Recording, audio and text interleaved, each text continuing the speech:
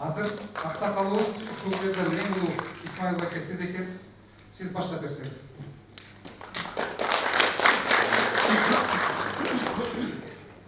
Рахмат. Саламатсыздар, урматтуу иш-чаранын катышуучулары. Мен эки нерсеге көңүл бурайын. Биринчи, кыргызда жакшы сөз бар да. Баланын жакшысы атанын даңкы деп. Мына Бауырбек экөөбүз постоймон менен жүрдүк. Акшам атасынын намазалап, атын чыгарып, эмгегин баалап, мына жакшы баланы чыккан. Өзүнө чоң рахмат. Мен ойлойм, дагы жолу ойланып жаткан сана басып айтып, атасынын көрсөтөт. Үйүнө улануктарга чоң ыраазычылык, ушундай иш-чаралар уюштуруп. Экинчи сөз да кыргыздын жакшы сөзү бар. Баатырдын көркү элдик деди. Элдик эмне? Бауырбек өмүр бою эл билгенде. Адамдардын укугу сакталсын, адилеттүүлүк болсун, мыйзам болуп иштесин, эркин ой жүгүртсүн деп күрөшүп, өзүнүн гезитин алимесин чыгарып, кандай запкы көрсө дагы, кандай сунуштар болсо дагы, баарына макул болбой, ошол үчүн күрөшүп келди. Бул мына ошол өзүнүн экенин көрсөтүп, эч тайманбай, бийликтен, куугунтугунан, биз билебиз кантип куугунтук жасагандарын, кантип камагандын, кантип биз аны аркылуу коюп, жүргөнүбүздү эп тең жүргөнбүз да. Мына ушундай адамдардын, ушундай өзүбүздүн мындай наам берилбесе да баатырдык элдиги бар Бауырбектин эмгегин баалап журналисттерге, жарандык коомдорго дагы ушундай күрөшү болсун. Ушул элдердин кызыкчылыгы үчүн, биздин эркиндигибиз үчүн, сөз эркиндиги, басма сөз эркиндиги, адилеттүүлүк, мыйзамдуулук үчүн күрөшкөндөргө берели деген чоң нерсе да. Мен ошолорду ала тургандарга чын жүрөгүмөн куттуктап коеюн. Азыркы келечекте ким алды билбейт экенбиз. Баарыбыз чогулуп ушундай эмгекти жасасак, биз Кыргызстанды жакшы үлкөн өлкөгө айландырабыз. Силер дегенде мен айтпасаң, силер айтпасаңар, бирөө айтыш керек. Илгери Гитлер бийликке келгенде, коммунисттерди жок кыла баштаганда, социалисттарды жок кыла баштаганда, бир немис айткан экен да, мен ошону кайталап коеюн. Коммунисттерди кармап атканда мен уну чыккан жок элем. Либералдарды кармап атканда мен уну чыккан жок элем. Тигини кармап атканда мен уну чыккан жок элем. Мени кармаганда уну чыга турган адам калбай калат деп. Мына биз дагы ошондой болбойлук да. Биз дагы туура эмес, туура эмес. Эркин сөзүн, адамдардын укугун, эркин жүрүшүнө салымызды ар бирибиз кошуш керек. Ошондуктан канча көп болсо, коом дагы таза болот. Коом дагы өнүгөт. Элибиз дагы мындай мыйзамдын тегерегинде каалаганды жасап, бирок мыйзам уруксат бербейт экен, буга барбайын деген аракеттер жасайт. Ошондуктан сенин аракетиңе мен чын жүрөктөн ыраазымын. Азыркы ала турган биздин каармандар чын жүрөктөн ийгилик каалайбыз. Үй-бүлөңө жакшылык, ден соолук, Кыргызстанда өнүгүү өсүү болсун. Рахмат. Үч сөз алдыга отуруп калды Өмүрбек байке, сизге. Көптөн бери колум аралашпай сүйлөбөй калдым эле. Ушу силерди үңгөрүп тургандарга ыраазымын. Анткени 15-20 жылдан бери чогуу жүрөбүз. 2-3 күрүштө чогуу жүрдүк.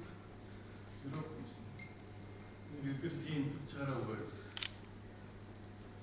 Эмне үчүн деген суроо аябай түйшөт. Кечээ эгемендик күнүн баарыбыз тойлодук, майрамдадык. Мен ошол күнү бир топ капа болдум. Эмне үчүн? Ошо эгемендикке каршы күрөшкөн адамдар ордендерди батырып алышты. Шериктүүлүктү билсеңер керек. Идеология боюнча секретарь болгон. Бүт чириткен ошол болчу. Нурбековду жок кылган адам ошол. Эстеңер керек, Нурбеков деген. Кыргызстан эгемен боло алат деп Çıkan yalnız kırgız profesör oldu. Oşol жыйналышка мен катышкам. Birinci kursda okuyucumун. Ошондо чексеңдеп, сүйлөп, шерип жок кылган.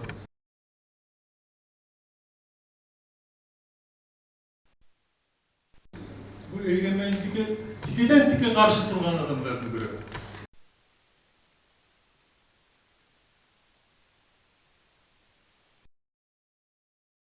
Ондогон заводдорду салды.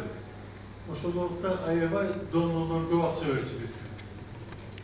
Биринчи баштаганда да биздин кеминдеги линолеум заводун салды. Bir gün иштеди, билсеңиз керек. İştebedi. Ağam şoban Жалбабадка салды. Ондогон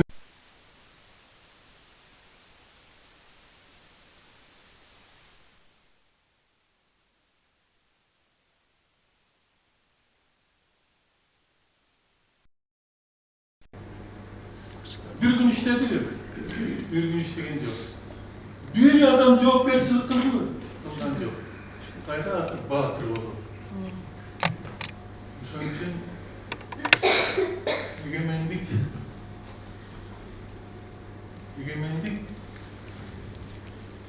деген качан мамлекет демократиялык система куруп, качан өнүккөндө гана адам эгемен болушу мүмкүн.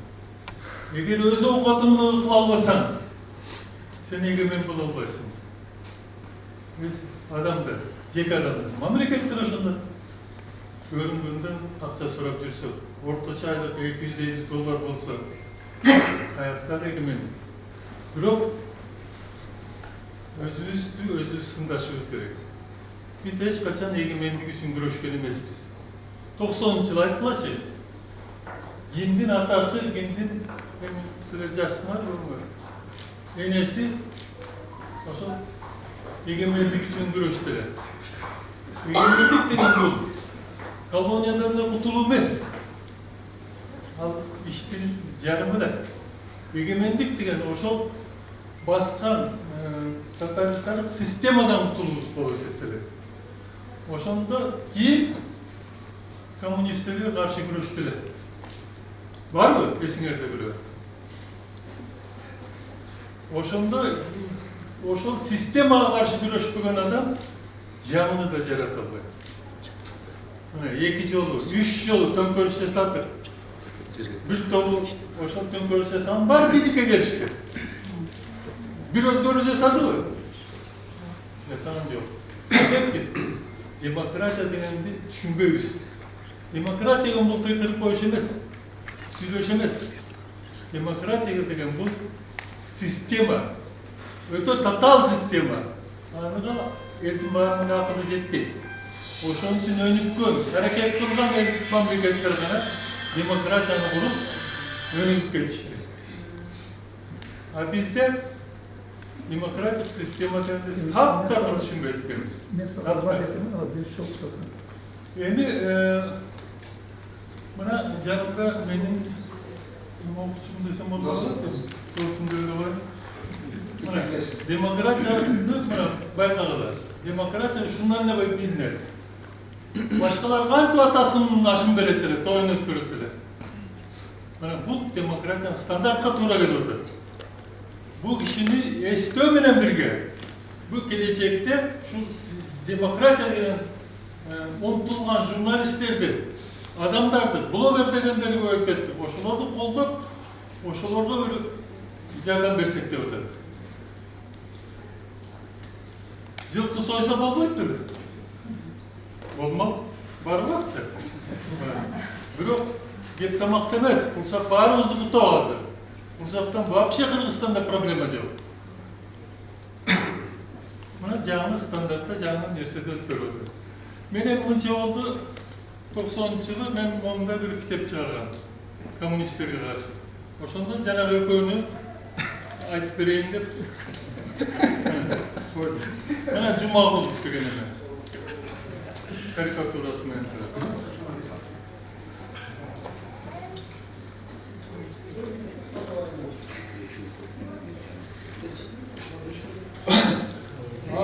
Kırgızistan Ministrler Sovetinin төрағасы Апас Жұмағұловқа дейді.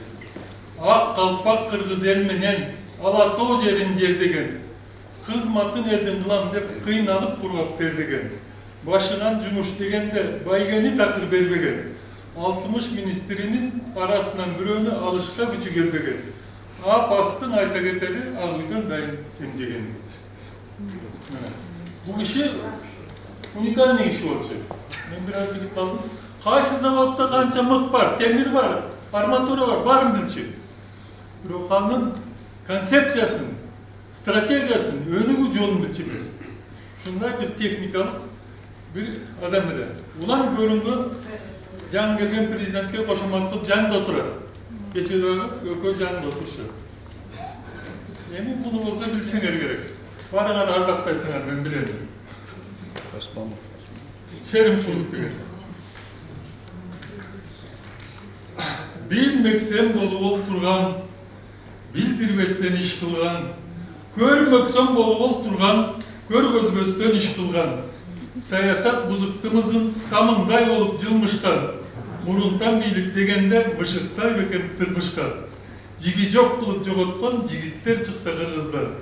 Komünizm bayrağın kötörüp biyik keletkan.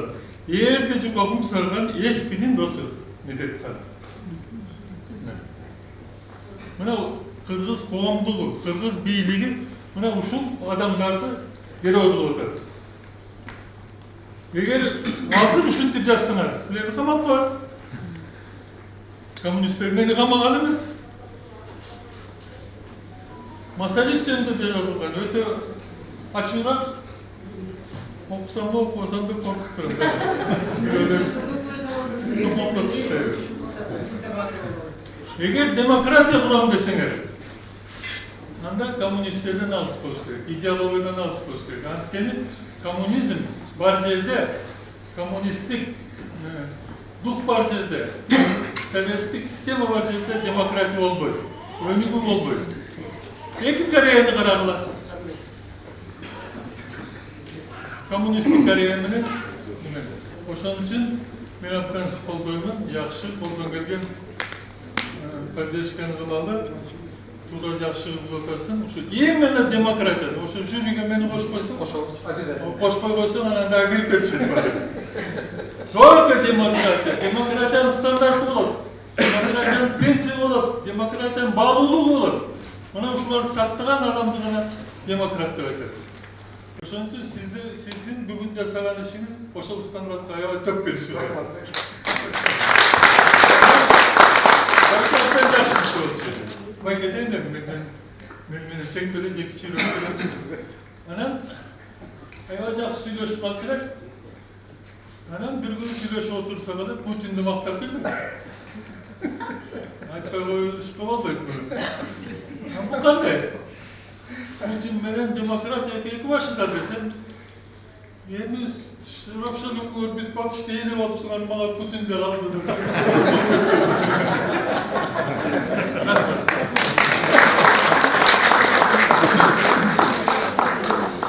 Rahmat, чынында эле Өмүрбек байке айткандай, биз канчалык мамлекетибизде ушул эркиндикти, адамдын укугун, демократияны өнүктүрө турган болсок, ошого салым кошо турган болсок, баарыбыз үчүн жакшы болот.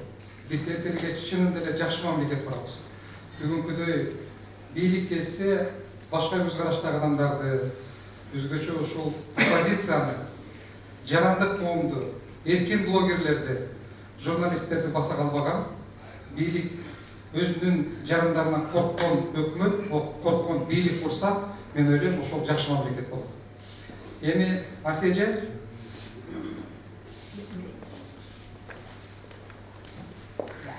сүйлөшүбүз.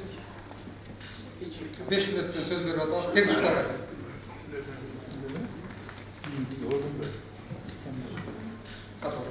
Salmazlarımı birleşti. Geçeli memleketimizden, elimizden 31. yılın verilip, ötken yıllarına, bugünkü günün yaşosuna vaat edip, aldıda jarkıragan gelecek, çünkü demokrasiya olup hep ümitlenip durabız. Ova, 5 prezidenti almıştırdık, bir bayağı bile sayısı kovuldu. баш көтөргөн адамдарыбызды басмыроо, каралоо, соттоо, абага отурганыбыз токтой элек. Бирок эмне үчүн үмүтүбүз үзүлбөй келет. Анткени кыргыз үчүн эркиндик эң негизги баалуулук. Эркиндик үчүн, сөз эркиндиги үчүн, адам укуктары үчүн, элибиздин ар намыстуу жашоо үчүн тымызын күрөшүп келген адамдарыбыз аз эмес болгон. Алардын арасында улуу инсаныбыз Бабырбек Жээнбеков сөз эркиндигине аябагандай чоң салым кошкон. Үй бүлөлүк башкарууга каршы чыгып, оппозициялык Алиби газетасын иштеп, элге чындыкты жеткизип турган Бабырбек Жээнбековду куугунтуктап, каралап, газетасын жаап, кандай гана ыплас иштерге барган эмес бийлик. Ошолордун бардыгына чыдап, коркпой, үркпөй, өз позициясын, принципиалдуу оюн, сөзүн айтып турчу. Жаш журналисттерди тарбиялап, эркиндик тук берип, куч макалаларды чыгарттырып, жарандык коомго үлгү көрсөтүп турчу. Мына бүгүн да элибиздин үмүтүн үзбөй, жаш блогерлер, журналисттер, укук коргоочулар жана активдүү жарандарыбыз коррупцияга каршы мамлекетибиздин жаркын келечеги үчүн күрөшүп келишет. Демократияны бизге эч ким табакка салып, бандит менен байлап бербейт. Ал үчүн тымызын күрөшүп, бийликке сын айтып, адилеттүүлүктү талап кылып, элибизге таза кызмат кылууну талап кылышыбыз керек. Бүгүн куугунтукта болгон, абакта отурган жаш жигиттерибизге айтар элем. Силер жалгыз эмессиңер. Прогрессивдүү эл сиздер менен. Бул күндөр дагы өтөт. Сынбагыла, чөкпөгүлө, башыңарды бийик көтөргүлө. Келечек силердики. Мамлекетибиздин тагдыры силерге окшогон билимдүү, духу бар патриоттордун колунда. Баары бир жеңесиңер, анткени чындык силерде.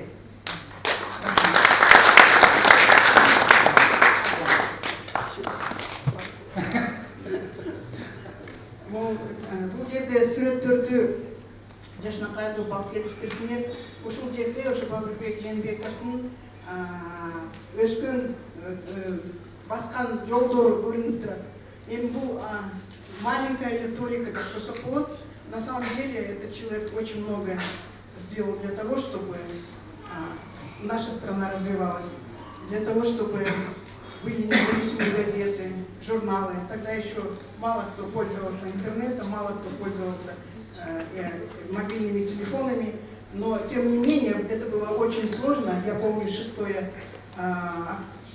апреля 2010 года, да, когда Алиби газетасын офисный ГКНБлар келип, ичине кирип, баарын талкалап, баягы компьютерлардын баарын талкалап, принтерлерди талкалап, кагаздарды баарын жерге таштап, журналисттердин баарын офистен чыгарып, өзүнчө эле мындай безобразие кылып атканда, биз ошол жерде митинг уюштуруп, по-моему, Бозуйда тиккенбиз.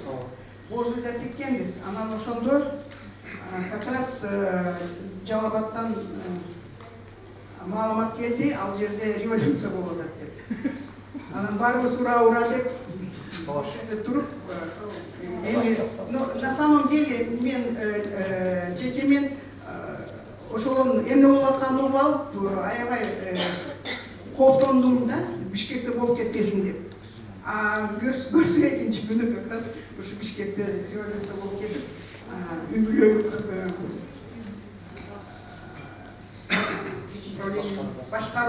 башкаруудан айрылдык.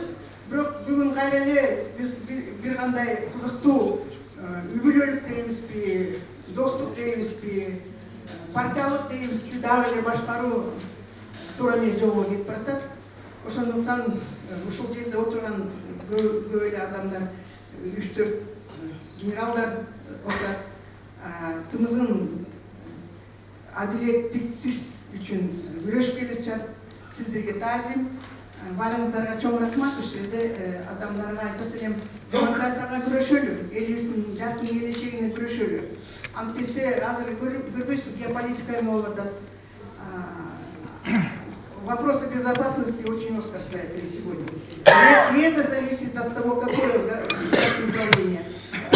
кто стоит во главе государства, насколько патриотичен народ и так далее, и так далее. Поэтому я очень хотела бы, чтобы был мир во всем мире. Sadece bir okuyan isme salıp gitti daha böyle. Öyle olunca öyle mi? Şunu ayıp koyuyordu. 2009 yılı papam telefon çalıp dedi. Amerika'da dışarı çıkmadı. Papam telefon çalıp papam da kamaştı. Bakiyev'in dübülesi жөнүндө bir material çıkarıp koyuyoruz deyip gazetede cevap 2 milyon som штраф salışıp gazeteye. Anan töreye albay atsak, oşonu töreye albay ettim. Sottun çeşimi çıkarıp onu papamı kamaştı. Anan keyin kamap koygandan keyin kim менен байланышарын билбейм Америкада жүрүп.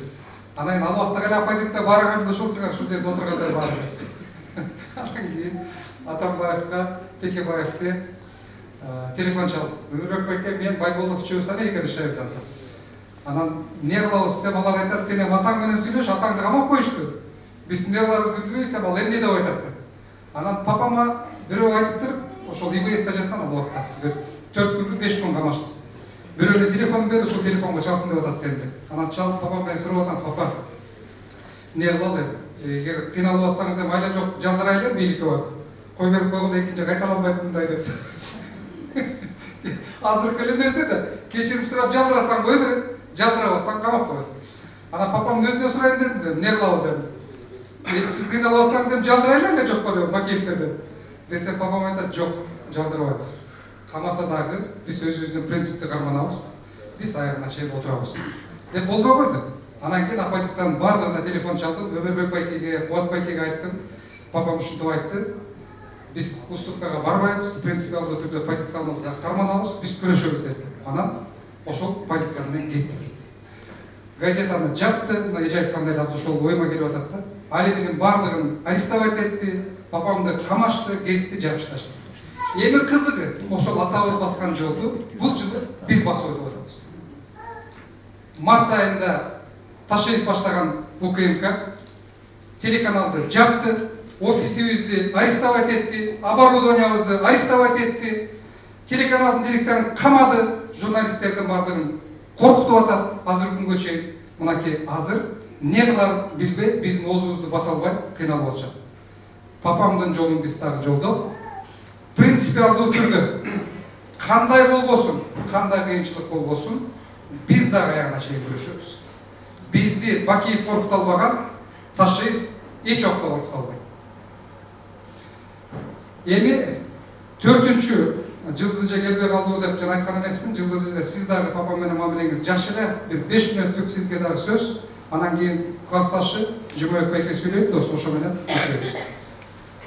Азыркы эле айтып кеткен кыргыз элинин эркин жашоосун агайдын окуучулары аябай көп. Назгүл бар да жок билбейм. Бул аскер отурат абдан көп окуучулары бар да, болгондо да кыздар. Көрсө аял гана ушул эркек саясатчыларды сатпайт.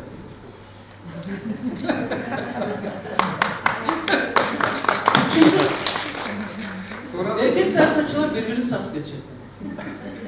Портфелді көрсетіп қойсын, же дағы бір қандайдыр қызықшақтар бар. Же ақша, мансап, билік, айтор, толтыра. Баштан да өтіп отыр. Ошон үчүн мен эмнени айткым келет. Бабыр агай биздин өлкөдөгү демократиянын орношуна. Ошону менен сиз айтып кеткендей, баш ийбөгө кыргыз эч качан жалдыраган эмес, чөгөлөгөн эмес. Кыргызды эч ким коркута да албайт.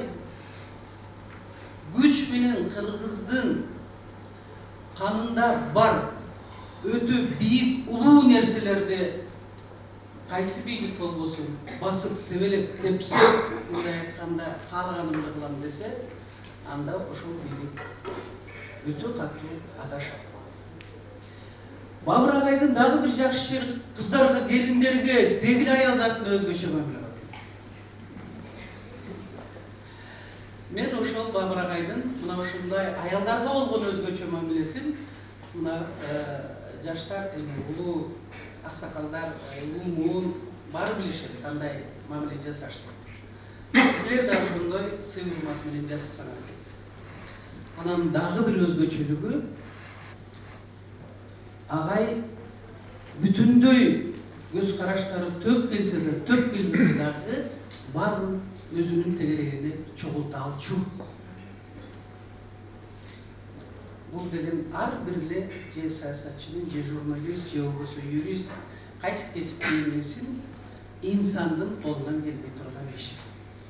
Alebi bugün, Ravşan Babıroviç, şunday sonun Jaşnakay bir söz erkindigine taandık. Oşodo менен birge Babrakay'da eskeri geçesini uyuşturganınız için men de razıçılık bildirip, albatta har bir uğul uşintip atasının bası ötken jolun canım oğunga tarihta gelecekte de mazalay albagan tagı köp nerseler var. Oşon üçün jakkın jaylı olsun demagaydan biz hiç kaçan unutmayız. Fakat biz tülü turganda bizden zamandaş Babıroviç Çelebi'şimizin esimizde de. Ушул традицияларыбыз Кудай кааласа, ушул маалда жылына ушул папамдын замандаштары, жолдоштору, билген адамдар бийликте болобузбу, оппозицияда болобузбу, ушинтип чогулуп бир жолу эскерип ушул Бабырбек Жээнбеков премиясын жылына чогуу тапшырып тура көрсө болот. Дагы бир нерсе айта кетчү нерсе, азыр Россияда чоң талкуу болуп атат. Анан кече күнү Россиядагы бардык демократиялык саясатчылар чогулуп мени дагы чакырышкан, тилекке каршы сот уруксат бербей коюшту. Ходорковский, Навальный, Гуриевдер, Алексашенколор бардыгы. Алар дагы Россиянын келечеги жөнүндө талкуу болуп, анан ошол жерде бир маселе аябай чоң талкуу болду. Путиндин бийликке келишине, Путиндин азыркы саясатына, азыркы Украинадагы саясатына Путин албетте жеке күнөөлүү. Бирок орус элинин күнөөсү барбы же жокпу деген сөз туруп атат. Анткени орус эли согушту колдоп атат көпчүлүк. Орус эли Путинди колдоп атат деген позицияны азыр аябай чоң талкуу болуп атат да. Анан ошондо көп акылдуу адамдар бир нерсени айтышты да. Кандайдыр бир деңгээлде эл шайлап аткандан кийин албетте элдин дагы күнөөсү бар. Кечээ күнү ушул позицияны Адахан Мадумаров айтты, мен таң калдым. Азаттыктан сүйлөп атып бала айтат, эгерде коом улам эле авторитардык бийликке жол бере турган болсо, авторитардык көз караштагы адамдарды шайлай турган болсо, ошолорду баатыр кыла турган болсо, анда коомдун дагы кандайдыр бир деңгээлде күнөөсү бар экенин биз бардыгыбыз айтышыбыз керек. Анан ошол жерде Шендерович айтты, эң маанилүү авторитардык коомду куруп атканда, авторитардык коом курулганда бул каршылык көрсөтүүдө. Ушул жерде отурган адамдар, же болбосо Кыргыздын тарыхында ошол менин атама окшогон силер бардыгыңар башында турган коомдун бөлүгү бул каршылык көрсөткөн адамдарсың. Мына ушул саясатта, демократияда, мамлекетти курууда аябагандай маанилүү экенин кечээ күнү орустардын оппозициясы, демократиялык оппозициясы аябагандай басым жасашты. Эми акыркы сөз папамдын жаш кезинен бери досу, классташы, бул киши дагы журналист, Жумаев байке. Ошо менен бүтүрөбүз, премияны беребиз, андан кийин кичинекей бир тамагыбыз бар, ошону ичип сүйлөшөбүз.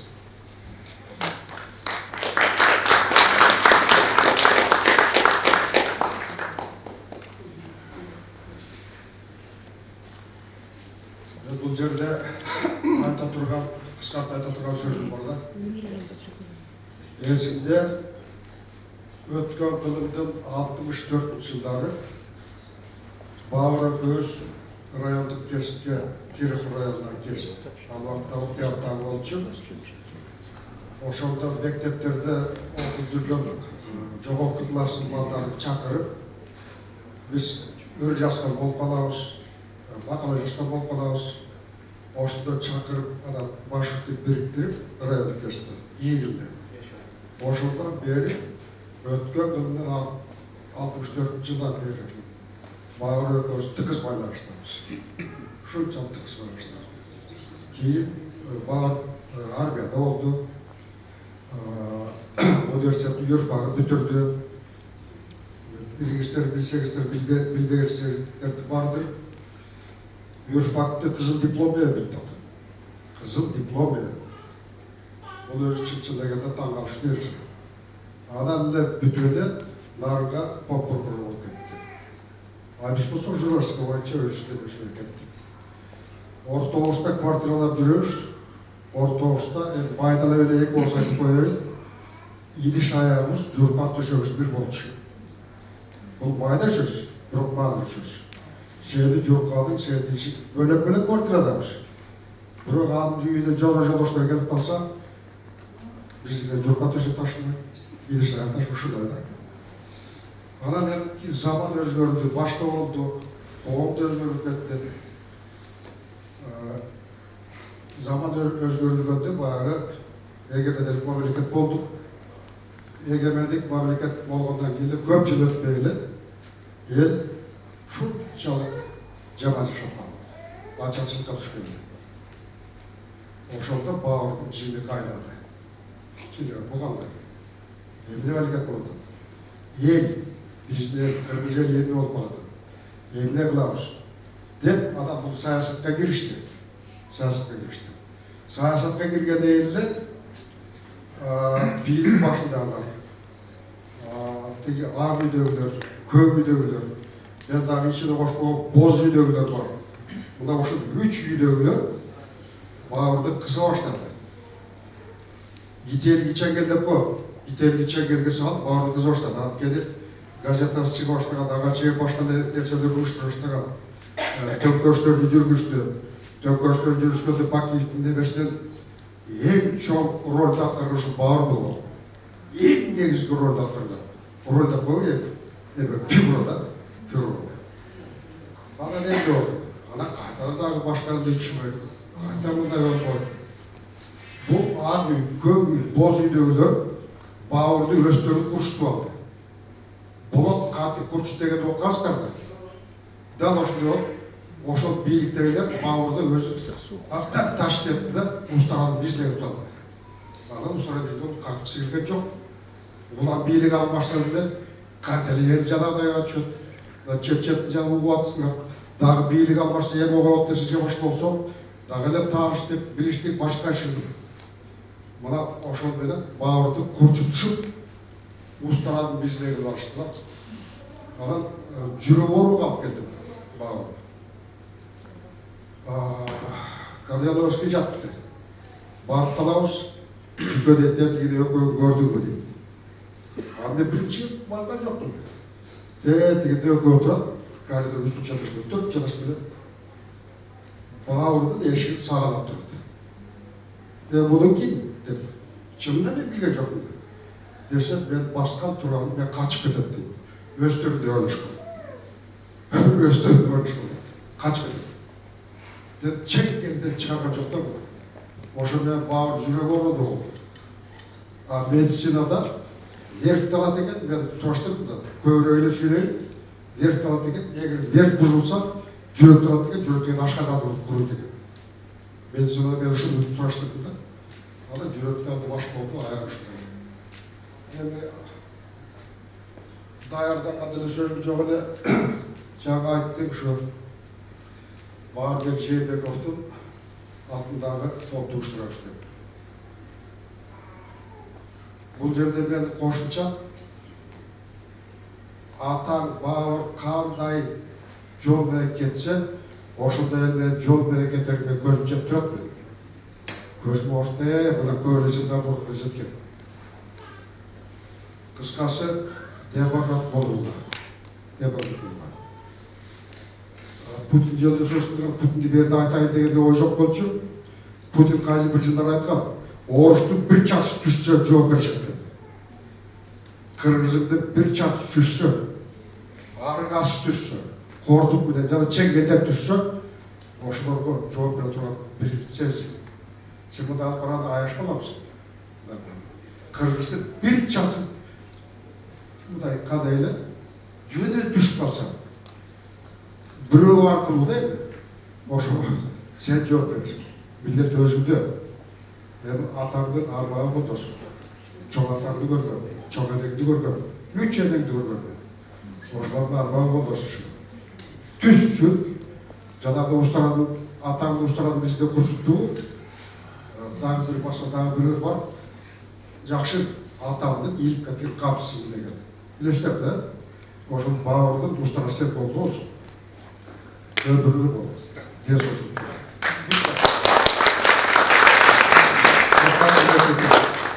байкен биринчи класстан тең тушу, тууганы, жакыны көп нерсени сүйлөгүсү келди окшойт, Бөкөй байке токтотуп койду окшойт ушу. Эми урматтуу биз жакшы көргөн, сыйлаган адамдарсыңар баарыңар. Биз кеңешип, бул жолу бирок көп адамдар менен кеңештик, көп жарандык коом менен кеңештик, бөлбөй эле тагар айтсак болот. Биз 4 адамга ушул премияны быйыл берели деп чечтик. Бабырбек Жээнбеков атындагы премияны. Кыргызстанда бүгүнкү күндө эркиндикке, сөз эркиндигине, адам укугуна салым кошкон жарандар, саясатчылар, журналисттер аябагандай көп. Болот Темиров бүгүнкү күндө болуп көрбөгөндөй бийликтин УКМКнын кысымында жашап атат. Бир топ биз билген жана билбеген блогерлерди бийлик бүгүнкү күндө аябагандай чоң куугунтук алып атат. Биз билбегендер көп экен, мага кээде келип атат азыр. Соттун чечими менен камактын чечими чыккан, штрафтын чечими чыккан адамдар аябагандай көп. Алар корккондон өздөрү айтпай келишет. Биз билгендер гана мынакей бирөөсү Болот Темиров кандай азапты көрүп атат бүгүнкү. Чөнтөгүнө наркотик дагы салышты, фальшивый документтери бар деп ал боюнча кылмыш козгоп атат. Муну айткан себебим бүгүнкү күндө Кыргызстанда эркиндик үчүн күрөшкөн журналисттер, жарандар аябагандай көп. Бирок алар бардыгы азыркы күндө эркиндикте. Биз чечим кабыл алдык, бүгүнкү күндө түрмөдө отурган 4 жараныбызга ушул премияны бул жылы берели деп чечтик. Биринчилерден болуп көз карашы үчүн, ушул жетим тоону коргойт элем деп позициясын айтып койгон үчүн жасалма кылмышчы козголгон Тилекмат инибизге берели деп чечтик.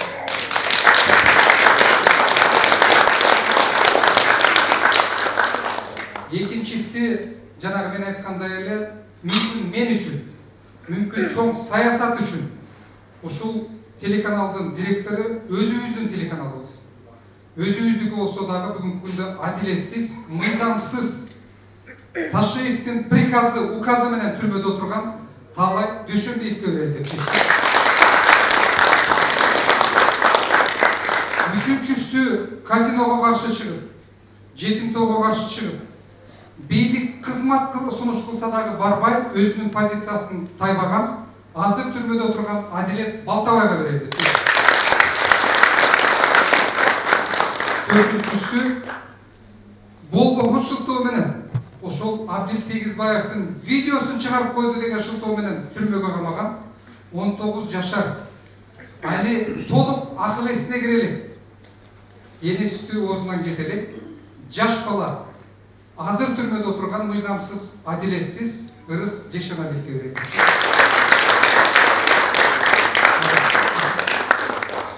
Бардыгын чакырганбыз, бирок тилекке каршы 2 адам келе албай калды. Биринчи ушул Тилекматтын атынан атасы келди, байке келип койсоңуз. Тилекматтын атасына тапшырабыз азыр.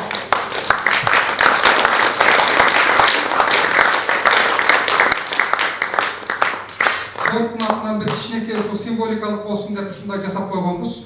Бабырбек Жээнбеков премиясы күчтүү жарандуулугу үчүн. Ушул сөздүн ичинде көп маани жатат экен. Эрдик, тайманбастык, көз карашын так айта билген адам. Ошол үчүн бүгүнкү күндө өзүнүн эркиндиги менен төлөп түрмөдө жаткан адам катарында байке сиздин балаңызга биз терең ыраазычылыгыбызды билдиребиз. Ушул фонддун түзүүчүлөрү, Бабырбек Жээнбековдун балдары, үй бүлөсү, неберелери, кыздары бардыгы. Биз силерди сыйлайбыз. Тилекматтын мээнетин, Тилекматтын эркиндигин сыйлайбыз. Тилекке каршы колубуздан эч нерсе келбей атат. Ошондо бирок келечекте биз билебиз, баардыгы ушул жерде отургандар. Тилекмат бошойт, Тилекмат өзүнүн ордун табат, Тилекмат акталарына биз баардыгыбыз көзүбүз жетет.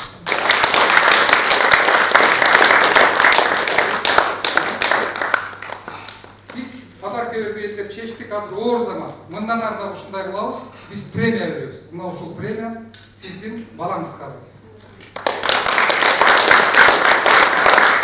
Экинчи, Таалай Дүйшөнбиев 7 ай болду түрмөдө жатканда. Бир күнөөсү жок.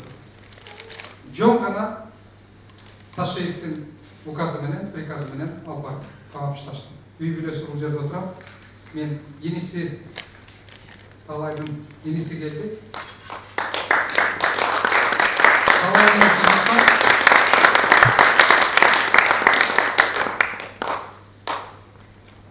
Бұл дағы ошол эле премия. Қаласаң қысқа. Байкеде сөздөрүн байкеде бир сүйлөп кетесиз қысқа. Саламатсыздарбы, иш-чаранын катышуучулары. Талайбек эми азыр сөз эркиндиги үчүн, адам укугу үчүн камакта жатат. Бул Кыргызстанда сөз эркиндиги болуш керек, жашаш керек, мындан ары дагы жашап келет деп ишенем.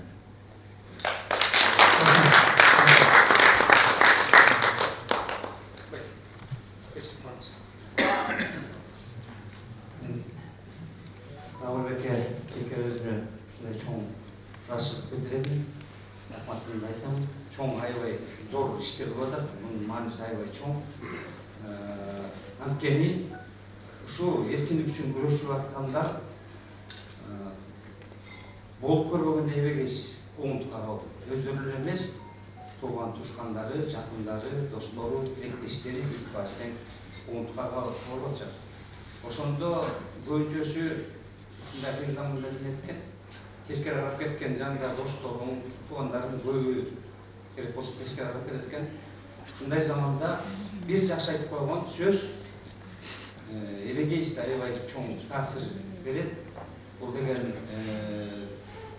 ошол адам эркиндик үчүн өзүнүн жанын сайып, өзүнүн башын сайып барып атканды бекер жетер эмес экен.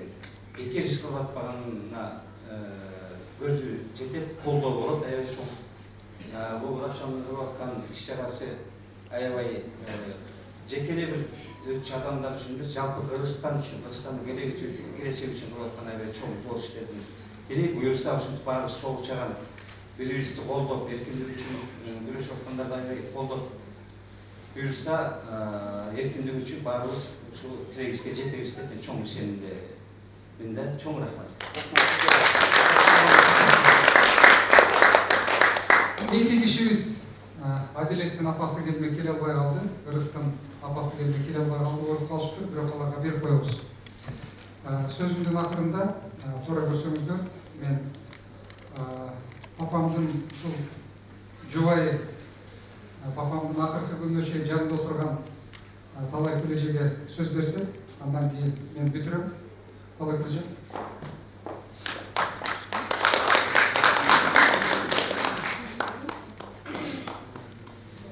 Кыска бир рахмат айтып коесузчу. Куш келипсиздер. Ушул жылда Бакемди эскери жолугушуп отурабыз. Келгениңиздерге чоң рахмат. Балдарыма рахмат ушуну уюштуруп.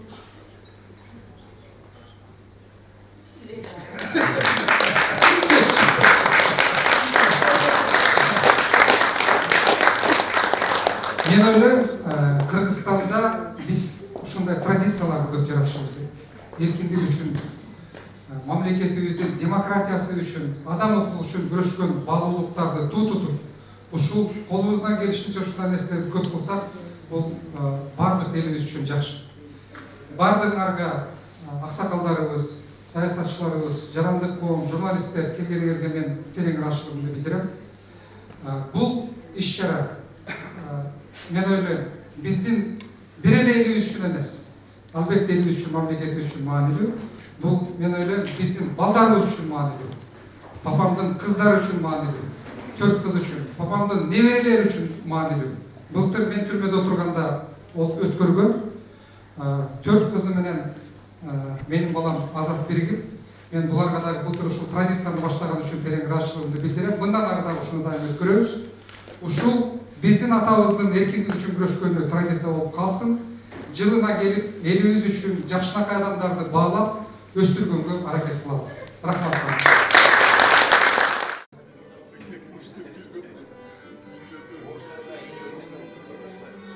Менин атам Бабырбек Жээнбеков. Сөз эркиндиги үчүн мен ойлойм, аябаганда чоң салым кошту. Ал убакта Кыргызстанда социалдык түйүндөр болгон эмес.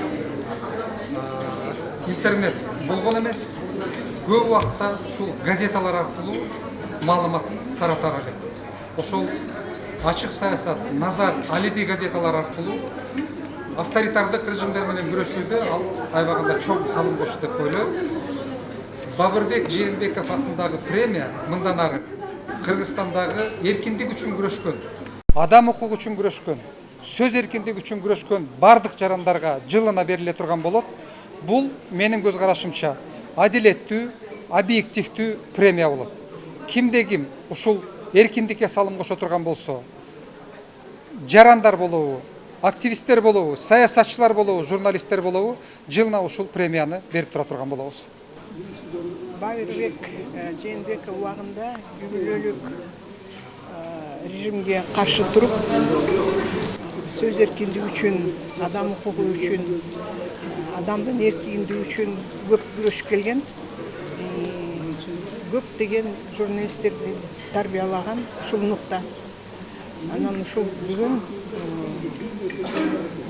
Жээнбековдун атындагы фонд блогерлерге, журналисттерге, укук коргоочуларга премия берүү демилгесин алып чыгышкан. Мына бүгүн 3-чү жыл экен. Бүгүн мына куугунтукта жүргөн биздин журналисттерге, блогерлерге ушул премиялар берилди. Мен ойлойм, бул абдан жакшы демилге. Анткени мамлекет жагынан куугунтук болгон 21-кылымда биз ушундай нерселерге каршы турбасак, ушундай күрөшкөн адамдарды колдобосок, анда мамлекетибиз өнүкпөйт, демократия болбойт. Ошон үчүн бүгүн мына бул жерге келген адамдардын көбү убагында күрөшүшкөн, убагында ошо демократия үчүн, элдин ар намыстуу жашоошу үчүн туруп беришкен. Бүгүн дагы ошол маселелер күн тартибинде турат. Ошон үчүн биз Равшан Жээнбеков бүгүн жетектеп атат ошол фондду. Чоң рахмат айтып, ошон балдарыбызга дагы дух берип турушубуз керек.